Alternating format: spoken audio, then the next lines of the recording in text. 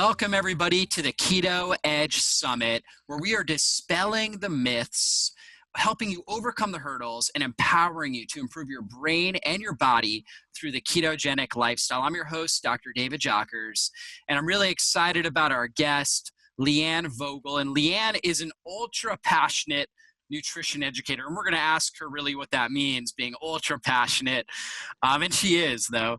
Host of the Keto Diet podcast, which is an incredible podcast that I listen to, ranked number 3 in fitness nutrition, number 10 in all health podcasts and iTunes in the US and Canada. So anytime you're ranked with all this other competition that's out there, it tells you that she's putting out great content. 4-time best-selling author, including national bestseller, international bestseller, and the largest keto resource on YouTube. So I know I go through YouTube all the time and I find her videos. They're so helpful. And she's got this great, her first paperback book right here. You guys can see that. It's the Complete Guide to a High-Fat Diet. It's called the Keto Diet, a complete guide to a high-fat diet. And more than 125 delectable recipes and 5 meal plans to shed weight, heal your body, and regain confidence. It's a fantastic book. I would highly recommend it to anybody that's listening to this summit and is really looking to go deeper with the ketogenic diet and get really good recipes as well. And so our topic today, bringing Leanne on, is keto for women, because we know a lot of women are confused when it comes to ketogenic diet. And women have obviously unique hormone balance compared to men. And so she's going to really dive into that. And so Leanne, welcome to the Keto Edge Summit. So excited to have you. Wow. Thanks for the amazing introduction, Dr. David. Absolutely. Well, tell us your story and how you found keto and really got going with this, and how you became such an ultra passionate nutrition educator.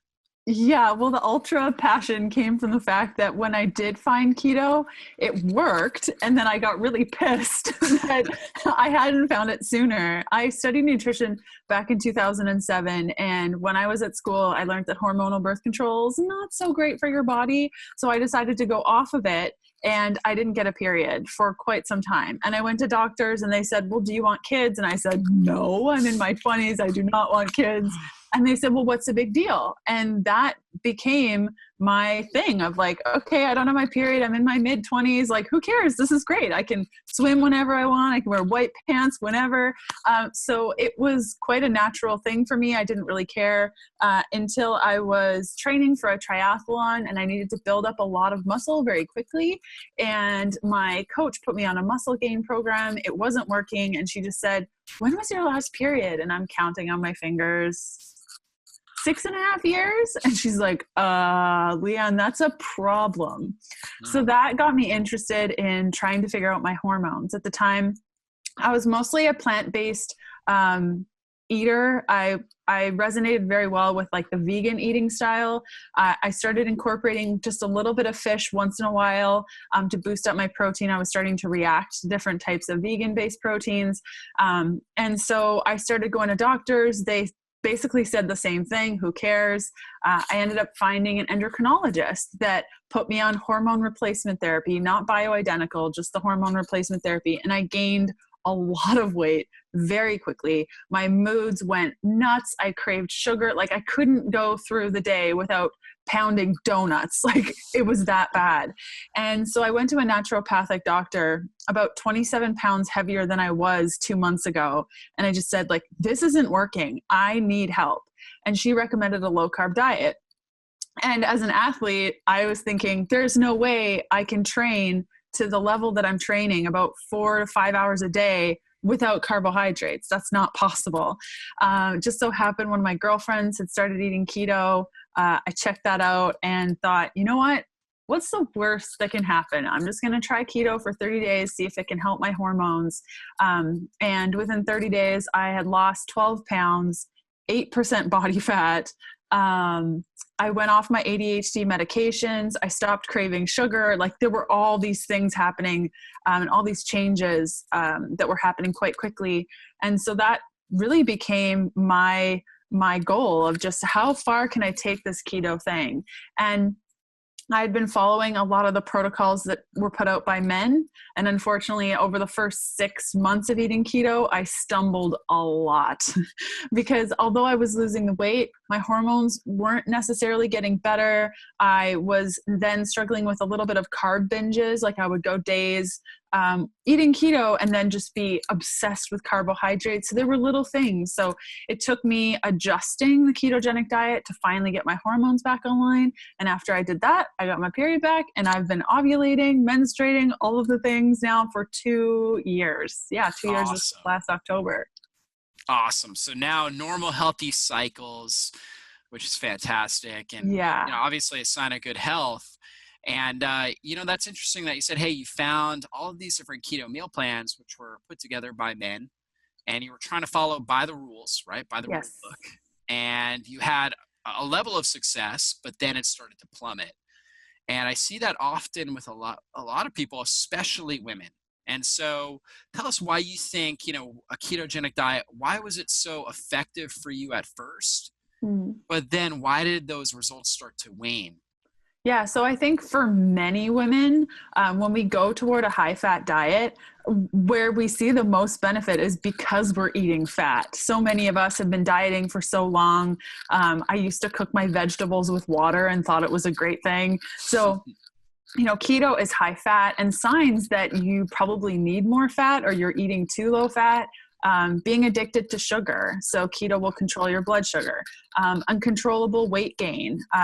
Keto will help to reduce weight because of the blood sugar regulation and a bunch of other things. Lack of period or wonky hormones is another sign that you're not eating enough fat. And keto can help balance leptin, insulin, cortisol, cholesterol. And it can help with post-meal bloat. Less food is fermenting in your digestive system, and the foods you are eating aren't as aggravating to the gut. So these are some of the things that women and even men experience pretty much off the bat of starting to eat keto. Like I know after about 5 days, my sugar cravings were just about nil. So Yeah. to be able to have that is really great. But I think the reason or the way that people kind of, or women specifically, kind of don't experience the same results as men is because men have a 24-hour hormone cycle. So every day that they wake up, at 9 a.m. is pretty much the same 9 a.m. yesterday as it will be tomorrow. But for women, because of our complicated hormone systems, our tomorrow is going to be different than our yesterday. That's different than today, just with where we are in our cycle. And when I started to kind of map out when I naturally craved more protein, more carbohydrates, it really aligned with my cycle. So if you have a balanced cycle, you may find that when you ovulate, you require just a little bit more protein, or a couple of days before you menstruate, you may find that you need a couple more carbohydrates. And just knowing this and adjusting your ketogenic diet to fit that can be really beneficial. Another thing that I see a lot of my clients and people that read the blog at Healthful Pursuit is that they eat exactly how their husband or partner eats and they expect the same results. So, my husband can fast all day, no problem. Every day, he just doesn't eat breakfast, lunch. Sometimes he even skips dinner. I can't do that. If I do that, guaranteed my cycle will be off that month. I will be late. It will come early. I will get spotting. One of those 3 things.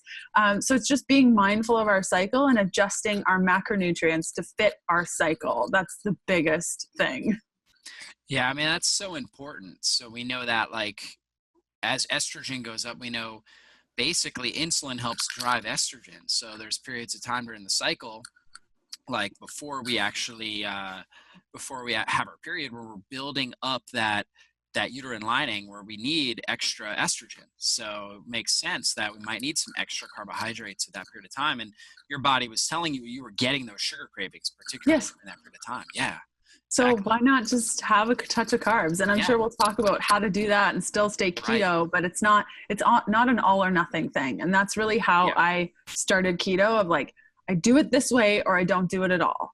And I've become really passionate about the fact that actually that's not how it works for a lot of us. So let's play around and dance on the edge of this ketogenic space so that we can feel good and also heal our bodies at the same time. Yeah, we got to really listen to our bodies. Everybody's unique. And so And that's really what you've done in order to customize your unique approach. And so why do you think a lot of women are skeptical about the ketogenic diet and lifestyle? Yeah. So coming from my experience, when I first heard about keto and started looking at the pictures and the food that people were eating, I mean, it's terrifying. For a very long time, maybe your entire life, you've been told that fat makes you fat, that fat clogs your arteries, dietary cholesterol raises cholesterol, that fat has no nutrients. So when you hear these things and then you hear somebody say, well, just eat a ton of fat, usually what people picture is a lot of cheese, a lot of dairy, a lot of fast food. That seems to be a thing of like the keto fast food, but no. But what we want to kind of think of, and what I kind of focused on when I first started keto, coming from a low fat vegan eating style to then eating bacon every day, was increasing dietary fat consumption keeps you satiated. So if you've ever tried this, I mean, anyone can try this if you're not eating keto right now. Start tomorrow with a high fat breakfast and see how long you can go without needing to eat. So maybe tomorrow you have bacon and eggs, and then the next day, try having a bowl of oatmeal with banana on it and see how far you can go. And you'll be amazed at how much more satiated, how reduced your hunger cravings will be, which will probably likely lead to less overeating and binging. Increasing dietary fat consumption reduces blood sugar and insulin levels, which we already chatted about. And by increasing dietary fat and reducing carbohydrates, the need for insulin in your body is reduced. So this can lead to stable, maintained blood sugar and a bunch of other awesome things. So I think a lot of women hear high fat and they think I'm going to gain weight, but what they don't put together is it's actually really hard for our bodies to overeat fat because it's so satiating. And when I first got started, I was thinking, okay, but there's no nutrients in fat, but fat is loaded with nutrients. And it also, in order to uptake a lot of the nutrients in your kale salad, you need to have fat in order to process vitamin A, E, D, K, all of those fat soluble vitamins. So those are some of the things that I was scared of when I first started. Yeah, I think it comes back to that idea that we've just been so misled to think that eating fat makes us fat. Yeah. And just a general tone that I've been saying throughout this summit is the illiterate of the 21st century, they're not people who can't read and write. Most people in first world countries nowadays, when we can read and write, it's those who can't learn something, realize it's not actually true or it's not serving us, Yeah. and then choose to unlearn it and then relearn something new. And so we've got to go through that process and realize I've got to delete out this old conditioning into my brain that fat makes me fat, because the research says that's not the case. And so it's really the carbohydrates, the elevations in blood sugar and insulin, that's what's causing these issues, these weight gain issues. And so those fats, like you said, create that level of satiety. They help turn on fat burning hormones. So we get a lot of benefits there. And you're right. Like if we get the right sources of fat, like grass-fed butter, for example, it's so rich in nutrients. Tons of fat-soluble vitamin A, vitamin D, vitamin E, CLA, all the really good stuff. And so, we want to make sure we're getting those nutrient-dense sources, and fat really helps. And, you throw avocados on a salad, increases the nutrient absorption of the salad, like you were talking about. So, yeah, so powerful. And so what sort of precautions? So now, women are listening to this and they're like, I'm really being persuaded to start on this ketogenic approach. What sort of precautions should they take as they get going with this? You bet. So first off, if you're pregnant or planning to be pregnant, chat with your doctor before you get started with keto. If you have adrenal dysfunction, or if you have disordered eating patterns, or perhaps you have a history of an eating disorder, I would take more of a gentler approach and just start increasing your fat slowly, play around with what carbohydrates are and slowly decreasing it, because we don't want to have an episode or anything like that. So some challenges and some things to keep in mind because you're a woman trying keto is that depending on how many carbohydrates you eat and kind of your metabolic state, you're probably going to deal with something called keto flu. And it can throw a lot of people off if they just think, tomorrow I'm going to eat all of the fat and reduce my carbs. And then the next day you feel like hot garbage and you're like, that Leanne woman, she crazy. So be aware that there's a thing called a keto flu. And really what this is on like day 2, 3, 4, maybe of eating keto, you might wake up and feel almost like you have the flu or a cold, or you're just sore and tired. And this is very much like a detox of your body, of just switching over to fat burning mode. What I would recommend so that you don't experience this is have Himalayan rock salt or sea salt with all of your meals. Add it to your water. I really enjoy adding it to water with a little bit of fresh lemon juice and just drinking that throughout the day. I call it keto lemonade. Bone broth is really great for this. So if you make bone broth, great. If you don't, my personal favorite is Kettle and Fire. They're awesome, and they come in little Tetra packs, and you just heat it up and go. If it gets really bad, perhaps maybe play around with exogenous ketones, maybe. But just know that this is going to happen, and the best way to eliminate the chance is to focus on nutrient density, foods that have a lot of electrolytes. So your leafy greens and avocado, a little bit of dark chocolate, and focus on the nutrient density of your food. Instead of thinking like I made the mistake of how little can I eat to be successful? It's how many nutrients can I possibly pack into this meal while maintaining a keto meal? And by just keeping that at the forefront of your mind without even tracking or anything, that could be beneficial. Instead of thinking, when I do keto, I'm sure you guys chat about intermittent fasting on this summit, or people will hear about it. Don't think that day one that you start keto, you should also be fasting. Fasting, in my personal opinion, as a woman, should just be, oh, shoot, I didn't eat all day. Cool. I guess I'll have dinner now. Not forcing yourself to go another hour if you're hungry. And you might experience sleep issues. And we're going to chat about sleep issues and carb ups probably in a couple of seconds. And to avoid constipation, make sure you're drinking a lot of water. Again, if you're focusing on the nutrient density of your food, you shouldn't have a problem with fiber. If fiber is an issue for you, things like dark leafy greens, flax, nuts, seeds, those sorts of things. And I personally really enjoy magnesium oxide when you first get started on keto, just to like keep things moving. So those are some of the things that I notice that women struggle with over and over and over and over. Oh, and hunger. You're probably going to be more hungry because as you adapt, a lot of women crave more carbohydrates or just are hungry. It's up to you to decide if you want to kind of push through the hunger or just have fat. So if you're hungry, just grab a spoonful of nut butter or grab some coconut butter or have a little slice of butter with some salt on it, just to reiterate that when we're hungry, we eat fat, and it should go away in a couple of days. Yeah, those are really, really great tips, Leanne. And my wife actually is pregnant right now. And so she's not doing keto while she's pregnant, but she's doing lower carb in general, you know? So it's like lower carb, a little bit higher protein, getting carbs from healthy sources. And so I know we're going to talk about that in a minute. So yeah, we don't want to recommend it when women are pregnant because keto is a fasting mimicking diet. And so, while a woman is pregnant, we want her body to realize, hey, it's in a time of abundance, right? Where there's nutrient resources are highly available, which is a great time to, bring a child onto the planet. So we want to teach the body that.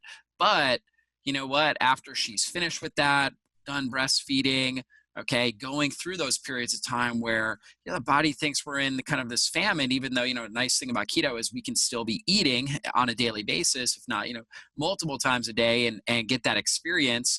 And that's great for all the reasons she already talked about, stabilizing insulin, reducing inflammation in the body, all these great benefits. So that's another, big thing for women to know is I don't recommend it off the bat, or at least not making it a goal while a woman's pregnant or breastfeeding, although I would recommend somewhat similar nutrition plans as far as lower carbohydrate than, a lot lower than typical American diet, and rotating in the right sources, nutrient dense sources of carbs. And so as women are, doing this and they're going lower carb and following your suggestions there, what are some signs that they may need a carb up? I know you're big on that, cycling out of ketosis and getting some healthy carbs. And what are some signals that they may realize that that's necessary? Yeah. So if you've been eating low carb for quite some time or ketogenic for quite some time, some signs that you definitely need to adjust your carbohydrate intake is when you're hungry every morning. That's a big one. That's just your leptin and ghrelin being imbalanced, and it's something that can happen on a ketogenic diet. Poor sleep quality. So if you've gone more than 2 days having a hard time falling asleep, staying asleep, and this is a new thing to you, if you are carb binging, like if every week you just find yourself like face deep in a pizza, there's something happening there, and it's not because you need more willpower.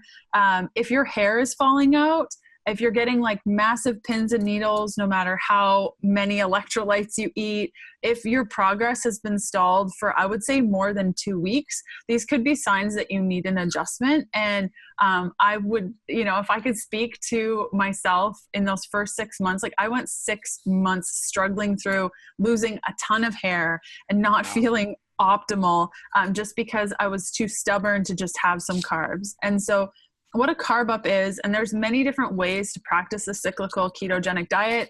Carb up is one of them, but you could also, I haven't had success with this, but some people do a whole day where all they eat is carbs. Other people do protein fasting, where they do 15 grams of protein all day and eat all of the carbs and a little bit of fat. So it really depends on your body, but where I find women flourish the best is once a week, maybe on a Friday, maybe on a Monday, whatever, just eat keto all day. And in the evening, have some carbs. So you take out the fat from your meal or most of it, and you put in carbs. So like a chicken breast with a sweet potato, a little bit of coconut oil, and some greens. And if you were to make that meal keto, it would be, chicken thighs wrapped in bacon with greens and skipping out on the sweet potato. So you're really just swapping out some food and putting in other food. And this can be really great. So for example, getting back to the pregnancy thing, if I were to get pregnant today, right now, I would probably eat keto until about the second trimester and probably play around with these carb ups. And that's only because I've been eating keto for 3.5 years, but it really depends on where you've come from and where you are in your health state. Some people find that, women specifically, that they do great on 1 carb up a week. Other women require more. Some women require some right before they menstruate. Others require it right before they ovulate. Just really keeping mind of that. One thing I will say though is women that are in menopause actually do better with less carb ups, usually. And that's just because your hormones are changing. You don't need as many carbs as, say, a woman in her, that's 25. So I find, depending on where you're at with your health status, if you have amenorrhea, a lack of period, I was eating carb ups every single night. And so my carb ups were smaller, but I was having them more often. Whereas now I have a carb up maybe every 2 weeks. So when I do have a carb up, it's a lot of carbs. Yeah. And so it somewhat takes you out of ketosis a tiny, tiny bit. Usually I've played around with all different sorts of ways of doing this with a ton of different people. And what should happen is you have your carb up, say at 6 p.m. And then right after, if you test your ketones, just don't do it because it'll be a waste of money. But then the next morning you wake up, you'll probably not be hungry because that's your leptin resetting. And you'll probably be able to go pretty much all day without eating. Maybe you have a small lunch. And then after dinner, right before dinner, your ketones should be at the same place they were before your carb up 24 hours before. And that's how you know that you've had the right amount of carbs for your body.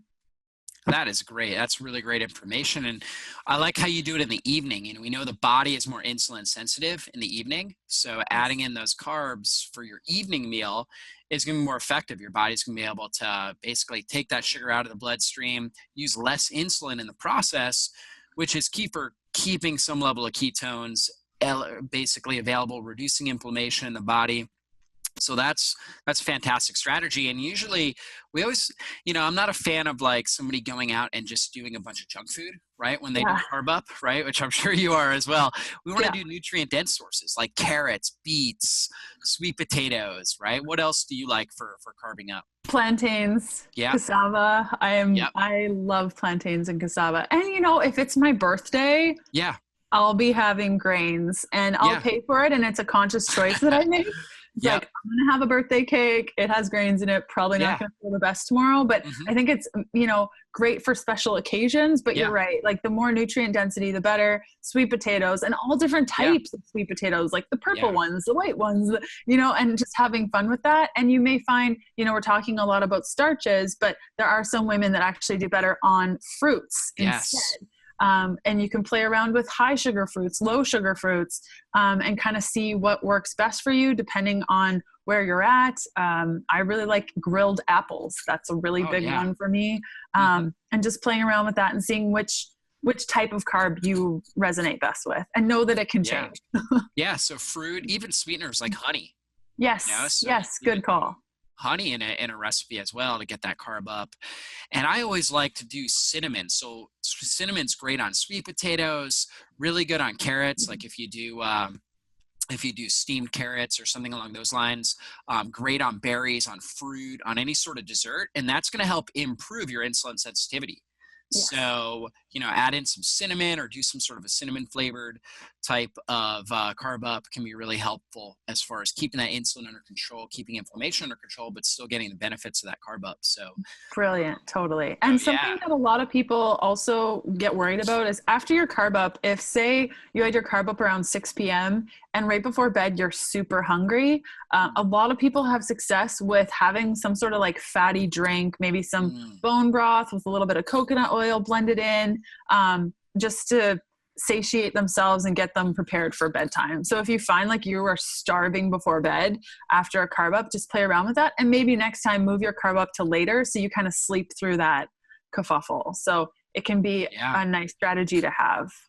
Yeah, that's great. And what do you think of adding maybe possibly a little bit more fat to the carb up meal, like a little bit of more butter or something like that? Would that be another option to I keep find that? that for men that Yeah. works, Yeah. but for women it may not. So Mm, if you find like you're putting too much fat in your carb up and perhaps you're not having the results you want or you're not losing weight, because what should happen is a couple of days after a carb up, especially if you have a weight plateau, you should experience a whoosh. I don't know if a lot of people have heard of this, but basically it's you eat keto, and all of a sudden you wake up and you're like 5 to 10 pounds down. You're like, what happened? And that's really your body getting rid of a lot of the water weight.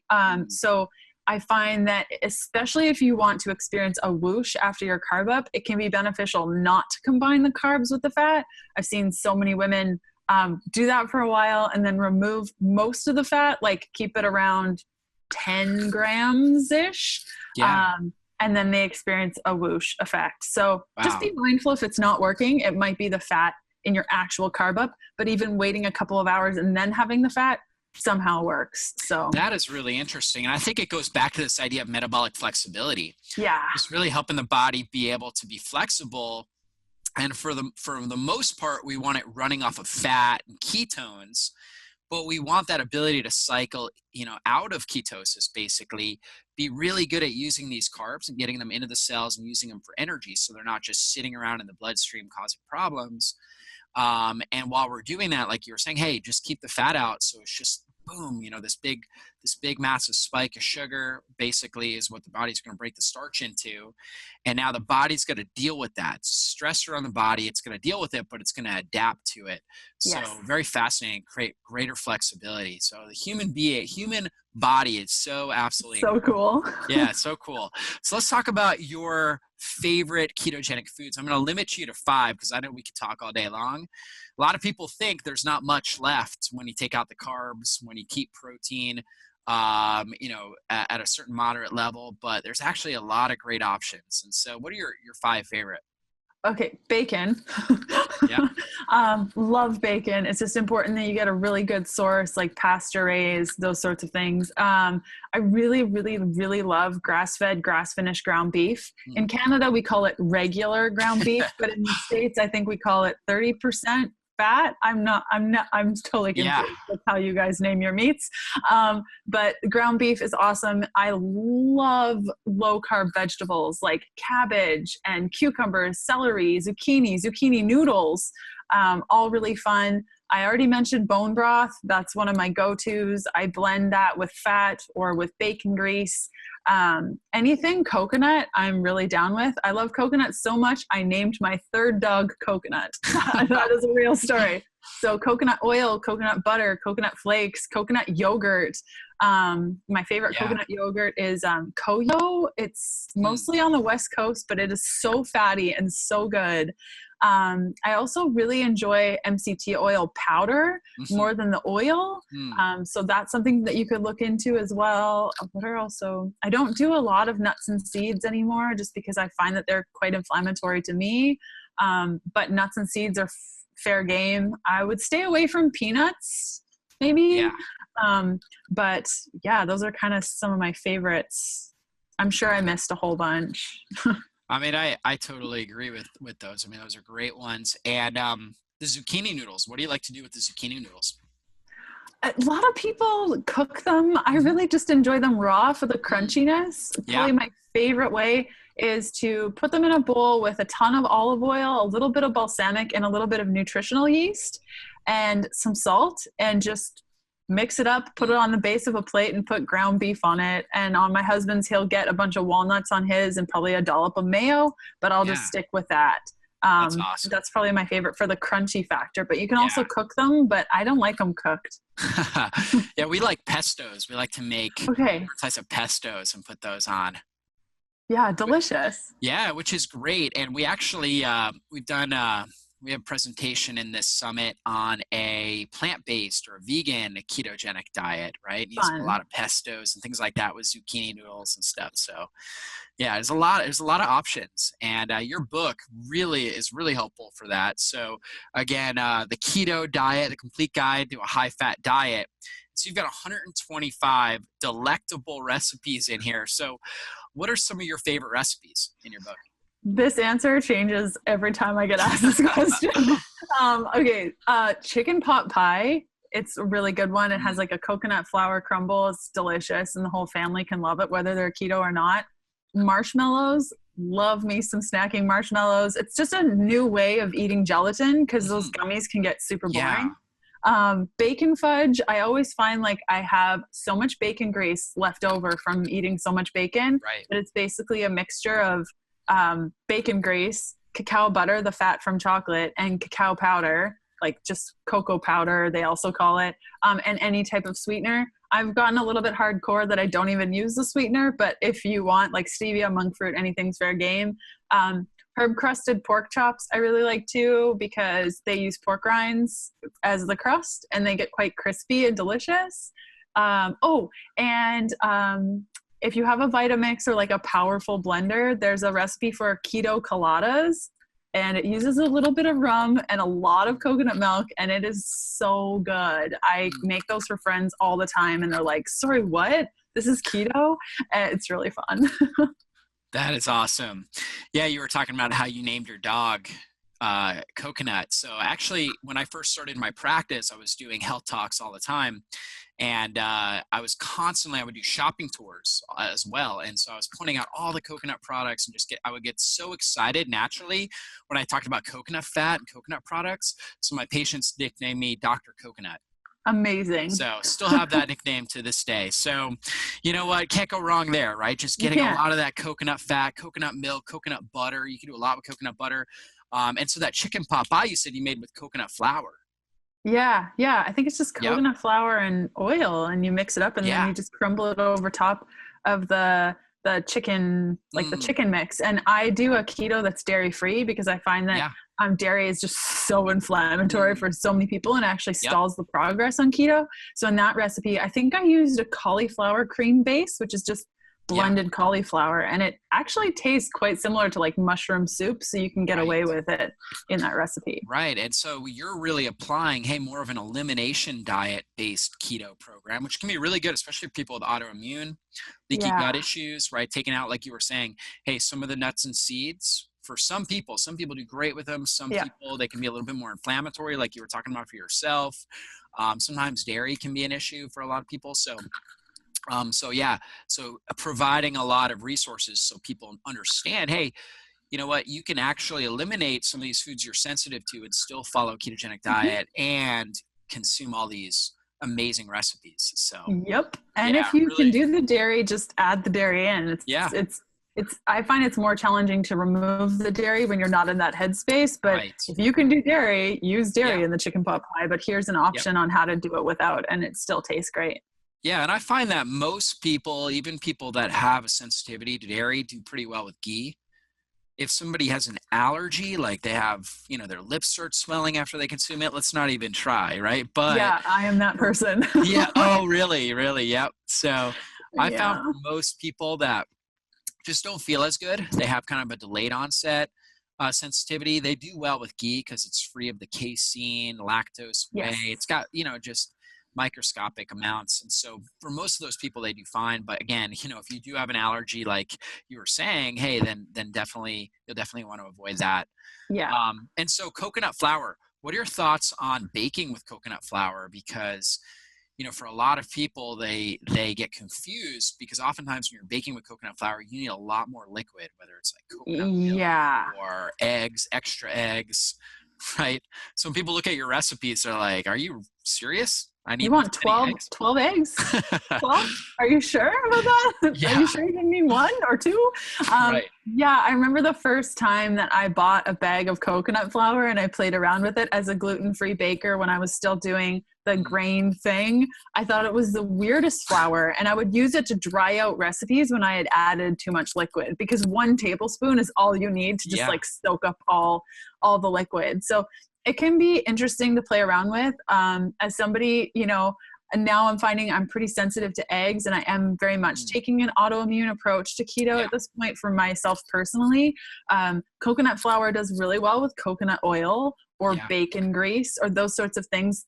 It really, really needs fat in order to yeah. hydrate it. So if you don't want to spend $6 on 12 eggs for one recipe, play around with adding more fat in order to hydrate the coconut oil as opposed to adding eggs. Which gets really expensive. Like when you look through some of those paleo recipes or even keto recipes that use coconut flour, and it's like, that recipe is going to cost me $9 just on the eggs. That's not okay. Yeah. I really like to use coconut flour. I've been playing around with this recipe with coconut flour, water, and bacon grease to make like little flat cracker pancakes in the grill, and that's really fun. Just as like something on the side to like scoop up things. You could also use like lettuce wraps, but yeah, coconut flour, when you first get it, don't treat it like other flours. I prefer it over almond because almond is really high in a lot of things that might irritate your gut if you do have gut issues, and can also be quite expensive for how much you need to use. So yeah, I'm a fan of coconut flour, but it does take some getting used to. Yeah, it's definitely an art to use it. And so I know you had mentioned that you're moving towards not using any sweeteners. Of course, we know stevia and monk fruit are probably the best natural sweeteners. And so what was your transition there? Were you at first using a lot of sweeteners and then you started transitioning out? Yeah, when I first started keto, I was right before it. I would say when I calculated out my carbohydrates, I was sitting around 370 grams of carbs a day before I Wow. started keto. And much of that was like honey, maple syrup. I mean, I was the girl that made the fruit bowls with honey on top. And I picked that up when I lived in India for a while. That's what they do. And honey with fruit. And so that transition took me years. I'm going on 3.5 years of eating keto. And when I first started keto, I used a lot of stevia. Monk fruit wasn't really big then, so it was Yeah, mostly just stevia. Xylitol never really agreed with me. It always made my gut me hurt too. and just no thanks. So I did stevia for a while. When erythritol came out and got a lot more popular, like Swerve, I played around with that. I find because I'm sensitive to corn, Yeah. I reacted to it a little bit, like I can get away with a little bit. And I did use it in the book because I find it's a lot more accessible to a lot of Hmm. people. Yep. But my favorite right now is monk fruit. It Yeah. tastes like there's no weird aftertaste like stevia can have. With stevia, my favorite brand is Now Foods. They have a stevia glycinate drops that are probably the best for liquid. The monk fruit drops I don't really like as much. They have sort of a metallic taste, Mm. but the monk fruit powder, like the golden or the Yeah. regular white, I mean, are you sure this isn't That's good. sugar? Like, are we sure? But now I've kind of gotten to the point, like, as your taste buds change, and if I eat, what did I have the other day? Oh, it was like really, really green kale. Like it was just, I got it at the market. It was so beautiful. And I cooked it and I found it to be sweet. I'm like, what is wrong with me? This is kale, right? So your tastes change. And now I can have my fatty coffees. I prefer it without any sweetener. So it's just an evolving piece. But if you start keto tomorrow and you're thinking, oh my gosh, I'm going to remove all sweeteners too. Like baby step it, but I find the more I get into keto, the less I need the sweeteners and the less I crave the sweeteners. So it's sort of like you also have to kind of pick away at it, knowing that likely I've seen that the less people eat of these sweeteners, the less they crave sugar in general. So that's just kind of been my process with it all.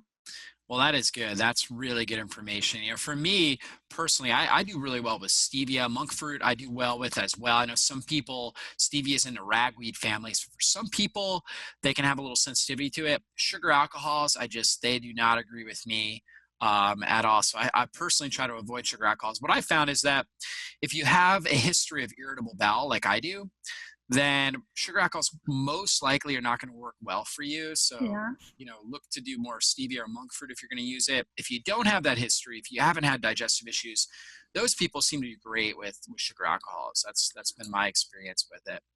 And so for me, I enjoy having some sweet stuff flavored with stevia, from time to time, and enjoy it. But you're right, it can definitely go downhill quickly, right? Where you get massive cravings if you're overdoing it. So you do need to do it with a disciplined approach, like you were saying. And so, Leanne, this has been such a great interview, and I really hope that it gave the women out there that are listening a lot of confidence that they can get started on a ketogenic lifestyle and doing it appropriately, carving up when necessary, kind of transitioning into it properly. And do you have any last words of wisdom and inspiration, and also share with our viewers really how they can connect more with you? Yeah, you bet. So, I think when you first start the ketogenic diet, it can be really easy to start comparing yourself to others when you start any diet or when you adjust anything. But I would just say, if you're looking at starting it, something you may want to look at is joining a community where you're around like-minded people. I made the mistake of getting into communities that made me feel guilty about the choices I was making. So if you can find a community, even like Healthful Pursuit, where, we really encourage you to listen to your body. And this is a great opportunity. When you eat keto, it's this magical thing and you won't realize it until you're there. But when you eat enough fat, all of a sudden your brain changes, your mood changes, you're able to handle different things. And it becomes so much easier to take a second to understand what your body needs and to listen to those feedbacks. Like, if you're bloated, what does that mean? And how can how can we change that? And it just allows more space to listen to your body. So this is such an amazing practice that not only will make you feel good inside and out, but also allow you to connect to your body more. And if that's something you've always been curious about, but you're not even sure how to grasp it, it can be quite easily achieved on a ketogenic diet, and being part of a community that supports that growth and allows you to, talk about the fact that you had carrots with cinnamon in the evening, and they're like, wow, why did you do that? How did you feel? Instead of, that's not keto, get out of our group, Right. That can be beneficial as well. So that's kind of what I would have to say. And then if you want more from me, you can go to healthfulpursuit.com. My book also has a website called the ketodietbook.com. So if you're curious about learning more about the book, there's a video there that kind of explains it. I'm on Instagram, Healthful Pursuit. And yeah, that's all the things. Well, thanks again, Leanne, and definitely go out and check out Leanne's stuff. She has great content. I know I tune into her podcast, and she's got a fantastic YouTube channel as well. And just probably the best, I was telling her before this interview, the best, I have everybody's keto book. Wow, thanks. And so she's got the best one out there. So I absolutely love it. So thanks again, Leanne. And, if you, the viewer, are getting value out of interviews like this with Leanne, then I want to invite you to consider owning the entire Keto Edge Summit for yourself. That way you get access to all of the interviews with all the experts, the transcripts, all the bonuses, the research, everything that we put together to help you navigate your ketogenic journey and improve your brain and your body and achieve your health goals. So if you do that, we would be truly honored, and God bless you.